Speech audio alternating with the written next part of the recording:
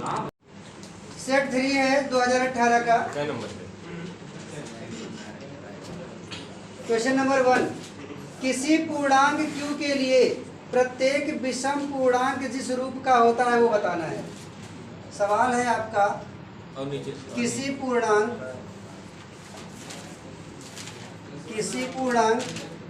q के लिए प्रत्येक विषम पूर्णांक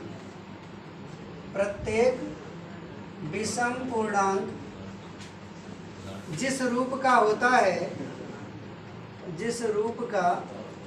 होता है, ठीक है। एक नंबर का सवाल है आपका, पहला है q, दूसरा है q+1 और ये तीसरा है 2q और चौथा है 2q+1, ठीक है।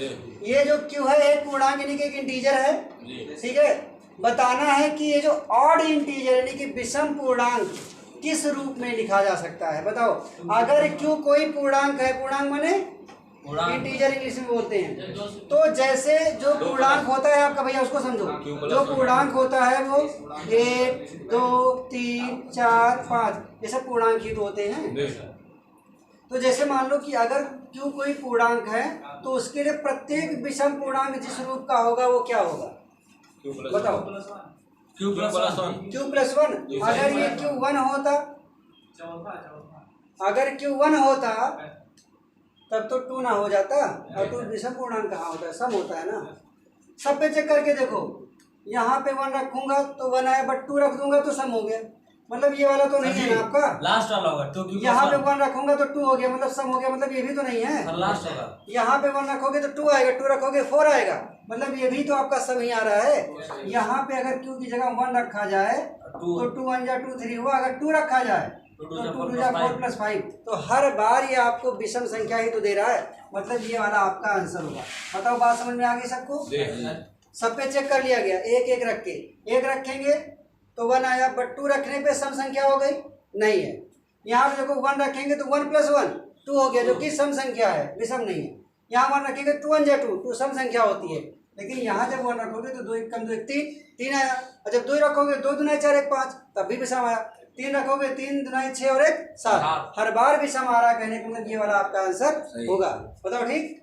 चलो दूसरा सवाल देखते हैं। दूसरा सवाल है sin 75 बटे cos 15। देखो इस बार ये सवाल नहीं आएगा, लेकिन फिर भी समझ लो। ऐसे कहीं पे लिखा हो sin 75 cos 15, सिंगल डिजिट अगर ऊपर नीचे लिखी हो अंश बटे हर में, आंसर आपका 1 आएगा। कैसे वो समझो, sin 75, हाँ हमेशा ऐसा कोई भी सवाल अगर मिलता है ऊपर नीचे सिंगल वैल्यू हो बिना मल्टीप्लाई का, सॉरी बिना प्लस माइनस का, देखो वो एक वैल्यू ऊपर एक वैल्यू नीचे, अगर ऐसा कहीं पे भी आपको जो नंबर आप यहाँ पे देख रहे हो जो आपको ना पता हो, 30 45 60 वाला ना हो, बाकी कुछ भी हो, और एक ऊपर हो एक नीचे हो, चाहे tan काट हो, चाहे sin cos हो, और चाहे कोसेक सेक हो, अगर किसी के साथ रिलेशन रहेगा सीधा सीधा 1 लिख देना।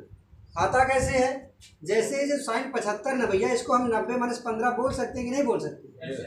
90 में से 15 घटाओ 75 ही तो आएगा, और नीचे cos 15 ऐसे रहने दो, तो sin 90 - थीटा cos 15 और नीचे cos 15 पहले से था ना, कट गया 1 आया, तो वहां पे आपको सोचना विचारना कुछ नहीं, सीधा 1 लिख देना। ऐसा कहीं पे भी मिलेगा 1 लिख देना। पूरा बट्टे में रहेगी संख्या तो हमेशा 1 आएगी, और बीच में प्लस माइनस है, जैसे मान लो एक नंबर हो बीच में प्लस लगाओ फिर कोई नंबर हो, अगर ऐसा पान में रहेगा तो हमेशा 2 आएगा। ठीक, बात समझ में आएगी? चलो इसको रहने दो, ये वाला कर लो चाहे। अगला सवाल भैया बताओ सब लोग, ओरल है, तुरंत बताना मुझे। 2 3 7 2 7 5 3 7 बहुलक बताओ, बहुलक 7 7 7, बहुलक हमारा आया 7। बहुलक सबको समझ में आता ही है कि जो बहुत बार लिखा वही बहुलक होता है, ठीक है, मैक्सिमम फ्रीक्वेंसी जो होती है किसी डेटा की। चलो ठीक है, अब देखो सबको समझ में आने लगा, तो ऐसे एक एक नंबर का तो ऐसे कर ले जाओगे यार। तो देखते हैं अगला, देखो समांतर श्रेणी भी खत्म हो गई है। चलो अगला सवाल देखते हैं। एक वृत्त की त्रिज्या है भैया 5 सेंटीमीटर, एक वृत्त की त्रिज्या कितनी है 5 सेंटीमीटर, तब समांतर स्पर्श रेखाओं के बीच की दूरी बतानी है। समांतर स्पर्श रेखाओं के बीच की दूरी, ध्यान समझना, एक वृत्त की त्रिज्या कितनी है 5 सेंटीमीटर, ये 5 सेंटीमीटर है। ध्यान से देखो, ये सवाल तो एक नंबर का है लेकिन लॉजिक समझो। वृत्त की त्रिज्या 5 सेंटीमीटर है तो 5 सेंटीमीटर इधर भी तो होगा। बताओ, बोला है समांतर रेखाओं के बीच की दूरी, तो 2 ही समांतर रेखाएं खींची जा सकती हैं, ठीक है, एक ये और एक ये। तो इन दोनों के बीच की दूरी कितनी 5 यहाँ तक और 5 यहाँ तक, तो 5 और 5 10, मतलब 10 सेंटीमीटर होगी। 2 समांतर रेखाओं के बीच की दूरी कितनी होगी 10 सेंटीमीटर होगी। बताओ बात समझ में आ रही है? चलो ठीक है, तो ये तो हो गया आपका एक नंबर का लगभग। एक क्वेश्चन और बचा हुआ है। एक वृत्त की एक जीवा की लंबाई उसकी त्रिज्या के बराबर है। ध्यान समझना, एक वृत्त की त्रिज्या किसके बराबर?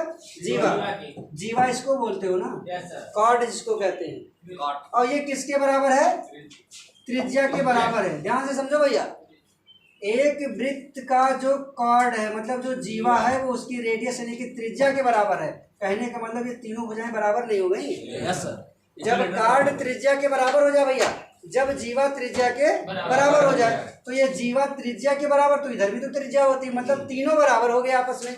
अगर ये तीनों बराबर हैं तो इस जीवा द्वारा लघु वृत्त खंड में अंतरित कोण बताना है। लघु वृत्त खंड में अंतरित कोण बताना है। तो बताओ भैया, जब तीनों भुजा बराबर होती 60-60 अंश का नहीं होता है? जब 3 भुजा बराबर तो कोण कितना निकालना है? लघु वृत्त खंड का कोण। देखो, लघु वृत्त खंड, ये जो ऊपर का खंड ये बन रहा है, इसको दीर्घ वृत्त खंड कहते हैं। देखो, ये जीवा है, ये जीवा, ऊपर वाले हिस्से को क्या बोलते हो? दीर्घवृत्त खंड। ये दीर्घवृत्त खंड होता है, मतलब मेजर सेक्टर, ठीक है, सेगमेंट, मेजर सेगमेंट, दीर्घवृत्त खंड। और नीचे वाला क्या है? माइनर सेगमेंट, ठीक है, मतलब लघु वृत्त खंड। तो यहाँ पे बनने वाला कोण बताना है, जो यहाँ पे बनता हो, ठीक। तो जब हमने वृत्त की प्रॉपर्टी पढ़ाई थी, वृत्त के बारे में हमने बताया नहीं था कि एक जीवा हो और केंद्र पे जितना कोण बनता है उसका आधा उसके ऊपर बनता है। बताओ ठीक। तो अगर यहाँ पे 60 बन रहा है तो यहाँ 30 बनेगा। और 60 क्यों बन रहा है? क्योंकि जीवा त्रिज्या की क्या है? बराबर है। तो इसीलिए तीनों भुजाएं बराबर, तो सभी कोण 60 अंश। 60 अंश ये आया, तो इसके ऊपर कितना 30 अंश नहीं आएगा। लेकिन ये एक चक्रीय चतुर्भुज है। क्या है? चक्रीय, एक साइक्लिक क्वाड्रिलेटरल है, चक्रीय चतुर्भुज। वृत्त के अंदर जब कोई चतुर्भुज रहता है तो उसको साइक्लिक क्वाड्रिलेटरल बोलते हैं, चक्रीय चतुर्भुज। तो आमने सामने के कोणों का योग कितना होता है? 180 अंश होता है। क्या होता है? 180 अंश। तो 30 प्लस, यहाँ पे मान लो ये ए है, ये बी है, तो ए प्लस बी बराबर कितना? 180 अंश। तो ए की वैल्यू मान लो 30 है, प्लस बी बराबर 180, तो बी की वैल्यू 180 माइनस 30, 150 निकली। ठीक है। असल में यहाँ पे आपको क्या निकालना था? लघु वृत्तखंड, मतलब इस वाले पोजीशन का। और दीर्घ वृत्तखंड का पूछा होता तो क्या आता? तो 30 आता। और लघु वृत्तखंड का 150। और केंद्र पे पूछा होता तो 60। 3 आंसर आपके हो सकते हैं। जो पूछे सर वही। सुनो यहाँ पे, यदि बिंदुओं 4 के तथा 1 0 में दूरी 5 इकाई हो तो के का मान। 2 बिंदुओं के बीच की दूरी का फार्मूला बताओ भैया। 2 सेट में मैं 2 बार पढ़ा चुका हूँ। बताओ, 2 बिंदुओं के बीच की दूरी डी बराबर √ x2 minus x1 square plus y2 minus y1 square. यही तो है डिस्टेंस बिटवीन 2 पॉइंट्स। ठीक है। 2 बिंदुओं के बीच की दूरी c = √x2 minus x1 square plus y2 minus y1 square होता है। जी सर। ये x1 है, ये y1 है, x2 है, y2 है, और ये d है। बताओ ठीक। तो इसकी जगह पे लिखेंगे 5, x2 की जगह पे 1, x1 की जगह पे 4, y2 की जगह पे 0, y1 की जगह पे k। अब देखो, ये रूट अगर हटाना है तो स्क्वायर कर देंगे। तो 5 का स्क्वायर 25, तो इधर का तो रूट खत्म। और 4 में से क्या? 3 का स्क्वायर, और यहाँ पे 0 में से के जाएगा तो के ही बचेगा। बताओ ठीक है। तो ये 25 ये 3 त्रिका 9 माइनस का भी प्लस ही तो होता है 2 बार मल्टीप्लाई करने पे। और ये भी के स्क्वायर 25 माइनस 9 के स्क्वायर 16 आएगा। अब के की वैल्यू 4 आ जाएगी। के की वैल्यू आपकी कितनी आ जाएगी 4 आएगी। ठीक भैया, सबको समझ में आया? हाँ, प्लस माइनस 4 आएगा। ठीक, क्योंकि कभी भी जब स्क्वायर रूट निकाला जाता है प्लस और माइनस दोनों वैल्यू लिखी जाती है। नंबर करा ठीक, सुनो भैया, find the probability of getting a doublet in a throw of a pair of dice. जब हम किसी पासे को 2 बार फेंके, जब किसी पासे को 2 बार फेंके तो कोई एक नंबर का डबलेट होता हो। क्या होता हो? डबलेट होता है, मतलब कोई नंबर 2 बार आ जाए तो उसकी हमको क्या बतानी? प्रोबेबिलिटी यानी कि प्रायिकता बतानी है। ध्यान से सुनो, प्रोबेबिलिटी का फार्मूला क्या होता है? प्रोबेबिलिटी का फार्मूला होता है total outcomes, sorry favourable outcomes, favourable outcomes upon total outcomes. ठीक भैया, मतलब फेवरेबल आउटकम्स का मतलब होता है, फेवरेबल आउटकम्स का मतलब होता है कि कितनी बार वो चीज़ हो सकती है, और ये टोटल आउटकम्स का मतलब होता है टोटल उसमें कितना आएगा। तो जैसे ये डाइस है, अगर तो एक बार अगर हम डाइस को फेंके तो उसमें नंबर कितने होते हैं? 1 2 3 4 5 6। एक बार फेंकोगे तो 1 से 6 तक के नंबर आएंगे, और अगर दोबारा फेंकोगे भैया तब भी तो यही आएगा। आएगा कि नहीं आएगा? लेकिन कंडीशन क्या है? कंडीशन क्या है कि जब हम किसी पासे को 2 बार फेंकेंगे, पहली बार फेंकोगे 1 से 6 तक लिखा ही होता है, उसके अलावा कोई नंबर नहीं आने वाला। दोबारा फेंकोगे तो फिर से 1 से 6 तक का आएगा। प्रोबेबिलिटी उसकी बतानी है जब ये डबलेट होते हो। डबलेट का मतलब होता है कि कोई एक नंबर 2 बार होता है। जैसे 1 का 1 के साथ एक ही बार तो मैच कराएगा, फिर क्या आप कहीं ये कराएगा? फिर ये 2 का 2 के साथ ही कराएगा, 3 का 3 के साथ कराएगा, 4 का 4 के साथ, 5 का 5 के साथ, और 6 का 6 के साथ। बताओ ठीक। तो जो यहाँ पे प्रोबेबिलिटी हमारी आएगी, जो प्रायिकता आएगी, तो टोटल 36 होता है। 6 × 6 36, तो पूरा 36, और 2 बार कितनी बार आ रहा है? 6 बार। 6 कम से 6, आंसर कितना आएगा? 1/6 आएगा। बताओ ठीक। एक सवाल और तुरंत समझ लो। एक सवाल ये है कि find the probability of getting a black queen. कौन सी queen? Black queen. When a card is drawn at random from a well shuffled pack of 52 cards. 52 पत्ते होते हैं। कितने पत्ते होते हैं भैया? 52 पत्ते होते हैं। तो इस 52 पत्तों में जो क्वीन है ब्लैक वाली, प्रोबेबिलिटी किसकी निकालनी है? जो ब्लैक क्वीन है। देखो आपके पास 2 कलर के पत्ते होते हैं, लाल होते हैं 26 और काले होते हैं 26। 13 के वो होते हैं। तो एक 13 में एक रानी, दूसरे 13 में एक रानी, 2 रानी। ठीक। तो 13 दूना 26, तो 26 पत्ते में दो ब्लैक क्वीन होगी। 26 पत्तों में 2 ब्लैक क्वीन, टोटल कितने पत्ते? 52। और कितनी काली क्वीन? 2। काट दो, 1/26। तो आंसर कितना आ गया? बताओ, बात समझ में आई? आया भैया समझ में? 52 पत्ते होते हैं, 2 ब्लैक क्वीन कितनी बार होती है उनकी प्रोबेबिलिटी बतानी है। तो एक पेयर में, मतलब जो 13 पत्तों की एक गड्डी होती, 13 दूना 26, 13 3 39, 13 चौको 52। 26 लाल 26 काली, 26 लाल 26 काली। तो हर एक पेयर में एक राजा एक रानी होता है। तो एक उसमें एक उसमें 2, तो 2/52 काट दो, 1/26। ये प्रोबेबिलिटी है। ये बहुत इंपॉर्टेंट सवाल है, गारंटी लेता हूँ एक सवाल आएगा इसमें से। देखो क्या लिखा है, समीकरण x² - 7x + 12 = 0 है। तो कोई भी क्वाड्रेटिक इक्वेशन यानी कि द्विघात समीकरण के कितने मूल? 2 मूल, सिर्फ 2 ही। जितनी पावर होती है ना भैया, उसके उतने मान होते हैं, और उसी को रूट बोला जाता है, उसी को मूल बोला जाता है, उसी को जीरोज बोला जाता है। ठीक। अब देखो, तो अगर ये द्विघात समीकरण है तो x के कितने मान आएंगे? 2 मान आएंगे। फिर क्या बोला, वो जो 2 मान आएंगे उनके व्युत्क्रमों का योगफल, मतलब जो आएगा उसके उल्टे का योग बताना है हमको। ठीक है, यानी कि उसके इन्वर्स का क्या बताना है? सम बताना है। ठीक है। अब देखो फार्मूला क्या होता है। 2 फार्मूले होते हैं भैया, एक मूलों का योगफल, एक मूलों का गुणनफल। जानते हो ना? तो जो मूलों का योगफल होता है, -b/a, जो मूलों का योगफल होता है वो -b/a ही तो होता है। और जो मूलों का गुणनफल होता है, जो CYA मूलों का गुणनफल होता है CYA वो CYA होता है। ठीक है, यानी कि सम ऑफ जीरोज यस सर जिसको अल्फा प्लस बीटा बोला जाता है, ये माइनस BYA है। और मूलों का गुणनफल यानी कि alpha product of zero alpha into beta बराबर C बटे A होता है। क्या इतना सबको पता है? Yes sir. मूलों का योगफल का सूत्र माइनस B बटे A होता है और मूलों के गुणनफल का C बटे A होता है। तो हमने ये मान लिया कि दुई मूल मतलब यक्ष के दुई मान आएंगे, अल्फा और बीटा। अब देखो जरा ध्यान से समझो, A का मान जहाँ कुछ नहीं है वहां पे कितना? तो A का मान है 1, B का मान -7 और C का मान 12। बताओ बात समझ में आ रही है?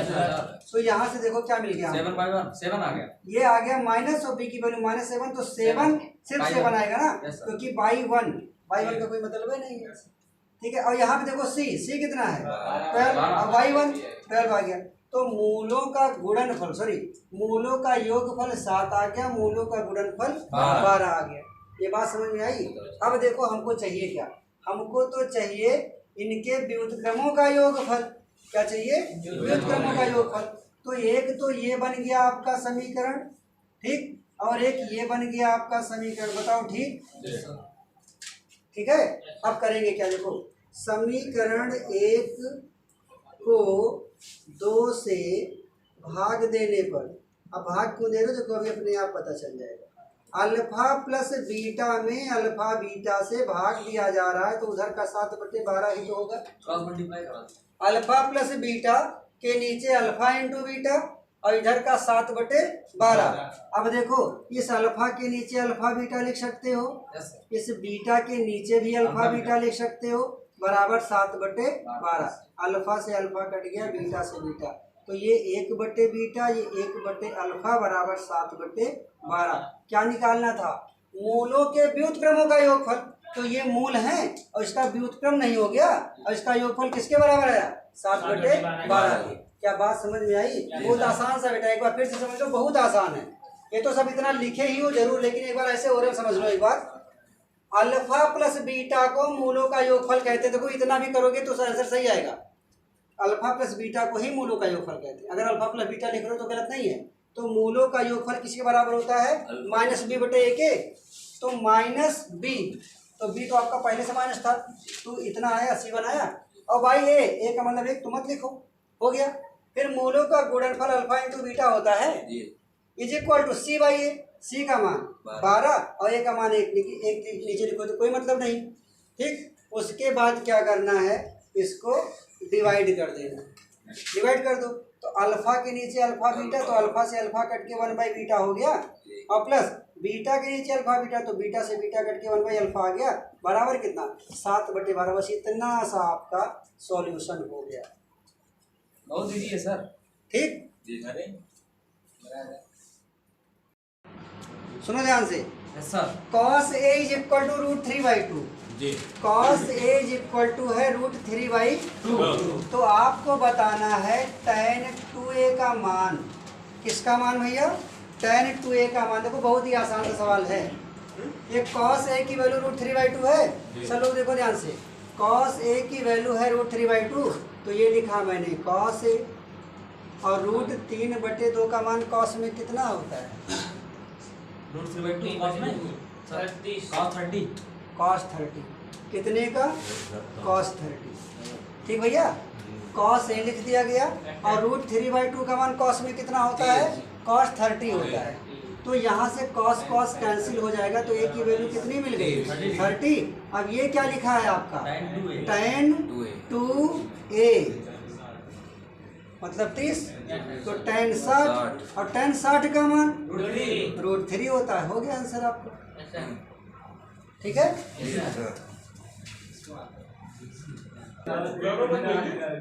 अगला सवाल देखो भैया।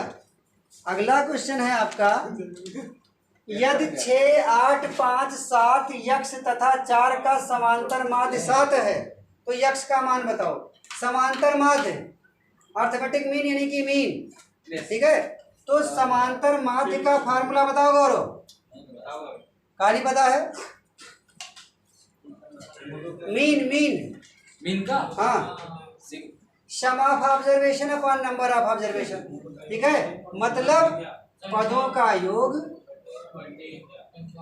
का योग बटे पदों की संख्या, ठीक है। Sum of observation upon number of observation. तो समांतर माध्य पता है कितना? 7। पदों का योग मतलब 6 + 8 + 5 + 7 + x + 4। नीचे 1 2 3 4 5 6, ठीक। 6 से थे 42, 8 से 14, 14 5 19, 1 20 × 26, 26 4 30, 30 + x, तो x बराबर 42 - 30, 12 बचेगा। तो x का मान कितना आ गया? 12, ठीक। सवाल देखो, 2x² - x + 1/8 = 0 को गुणनखंड विधि से, अब ये गुणनखंड विधि कौन सी है? वही बीच वाले टर्म को जब 2 पार्ट में डिवाइड कर दिया जाता है ना, उसी को गुणनखंड बोलते हैं। तो यहाँ पे ये सोच रहे होगे कि यहाँ 2 लिखा है, यहाँ 1/8 लिखा है? तो इससे हम बीच वाली वैल्यू कैसे लेके आएंगे? तो यहाँ पे एक काम करो, पहले सबके नीचे 1 मान लो और इसका ले लो लासा, 8 आएगा। तो 1 का 8 में करोगे 8 दूना 16x², 1 का फिर 8 में करोगे तो 8x, और प्लस 8 का 8 में करोगे 1, 1 करना में बराबर 0। तो ये हो गया 16x² - 8x + 1 = 8 शून्य 16 से 8 लाना है, 4 चौके 16 होता है, 4 और 4 8 होता है। तो ये 16x² - 4 + 4, ठीक है। तो ये 16x² - 4x minus plus -4x और +1 = 0। बताओ भैया कितना कॉमन करोगे? 4x कॉमन करोगे तो 4x बचेगा, पूरा 4x निकल गया तो 1 बचा। लेकिन ध्यान दो यहाँ पे ये 4x प्लस में है और ये 4x माइनस में है, तो -1 कॉमन कर लो, तो अब ये प्लस और ये वाला माइनस। अब एक बार 4x - 1 ये आया, एक बार 4x - 1 ये आया, और बराबर 0। तो एक बार हम इसको 0 करते हैं और एक बार इसको 0 करते हैं। तो यहाँ से 4x की वैल्यू 1, तो x की वैल्यू 1/4, x की वैल्यू यहाँ से भी 1/4 ही मिलेगी, क्योंकि सेम चीज़ है। तो इस द्विघात समीकरण के 2 रूट आए, 1/4 1/4, ठीक है। देखो भैया यहाँ पे √1 + sin थीटा बटे 1 - sin थीटा को sec थीटा + tan थीटा के बराबर लाना है। हमने बताया क्या था कि सबसे पहले लिख लो बायां पक्ष। तो बायां पक्ष है आपका 1 + sin थीटा और नीचे कितना 1 - sin थीटा, ठीक। करते क्या है कि जो नीचे लिखा होता है, जैसे यहाँ माइनस है तो इसी के प्लस से क्या करो, ऊपर गुणा कर दो और नीचे भी गुणा कर दो। बताओ ठीक। जैसे नीचे माइनस है, हाँ परिमीयकरण करना बोलते हैं इसको, क्या बोलते हैं? परिमीयकरण करना बोलते हैं। अब देखो ध्यान से 1 + sin 2 बार है, तो क्या हम इसको 1 + sin थीटा का होल स्क्वायर कह सकते हैं? और ये a - b a + b a² - b² ये बनेगा, ठीक। अब देखो ऊपर कैसे लिखते चलो, 1 + sin थीटा का होल स्क्वायर हुआ, और 1 स्क्वायर को 1 ही तो बोलते हैं, 1 स्क्वायर को 1 ही बोलते हैं, और 1 - sin² थीटा को cos² थीटा। भैया जब भी स्क्वायर अंडर रूट के अंदर लगा हो तो इस रूट हटता है तो स्क्वायर हटता है। तो ये 1 + sin थीटा के नीचे कितना आ गया? cos थीटा आ गया।